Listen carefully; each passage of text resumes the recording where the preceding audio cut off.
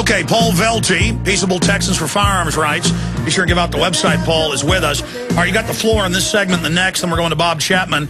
Recap all those great points and any other points you haven't gotten to and how we can somehow help this guy. You also, during the break, said it'd be good if one of the jurors contacted you for even more on what went on behind the scenes. Yeah, I would very much like to talk to those jurors to find out what went through their heads, what were they thinking when they did this to a fellow citizen.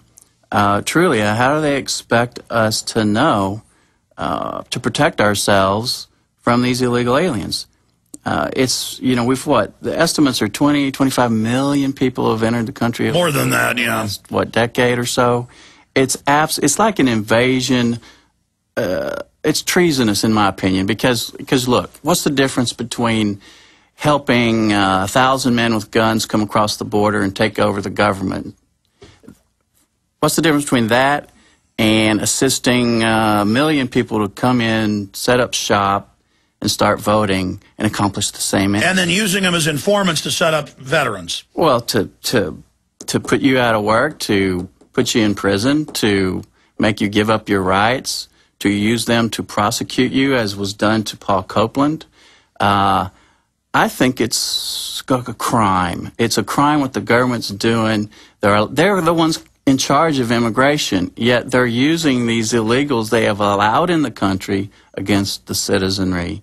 In this case, to lock up a man and to frighten the rest of us into not exercising our lawful rights to buy and sell our guns.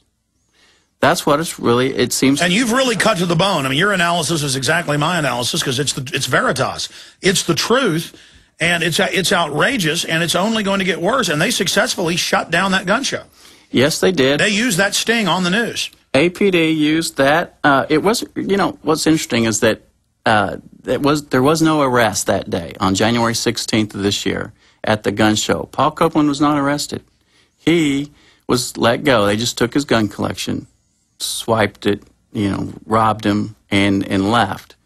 And yet, APD claimed because of the arrest at the gun show, we're going to have to shut it down because it's a nuisance. They used this nuisance statute we have on the books here. For crack houses. For crack houses, exactly. Whorehouses, place like that where this places of ill repute, continued crime areas. Yeah, if you have repeated arrests for drug possession and such at a certain locale, they can come in and condemn your property as a nuisance, right?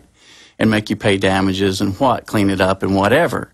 Well, that's what APD was claiming at the gun show. So it's just lawless, out of control, color of law. There wasn't even color of law. If you read the nuisance statute, it clearly didn't apply to this kind of situation. It limits itself to certain types of arrests. So the government's out of control. Where do we go from here? Because I've seen this similar tactic being used all over the country. Illinois, Indiana, California, New Mexico, they're doing these stings everywhere. Yes, to me, it's a clearly a move by this administration. That's an anti-gun administration. They'll use whatever they can under the radar to attack us, okay, our gun rights. I think any kind of overt move, like Clinton did, they have learned the hard way that's a bad political move. So they're going to do things under the radar, like destroy millions of perfectly good firearms that should be sold to the public. The civilian marksmanship actually has a program where you can get a free M1. And now the feds are blocking that pro-Second Amendment good government policy of stuff that taxpayers already paid for. Instead of destroying it, the citizens could get it or pay a small price or even get it free, pay for the shipping. Not anymore. They're destroying them. And they're trying to block the military selling brass to reloaders. All of that's total insanity. I mean, we paid for this stuff. Oh, wait, it's total insanity unless you're like Hitler, who didn't want the citizens armed. Then it makes perfect sense. Back in 70 seconds, final 5 minutes with Paul Velty. I'm Alex Jones.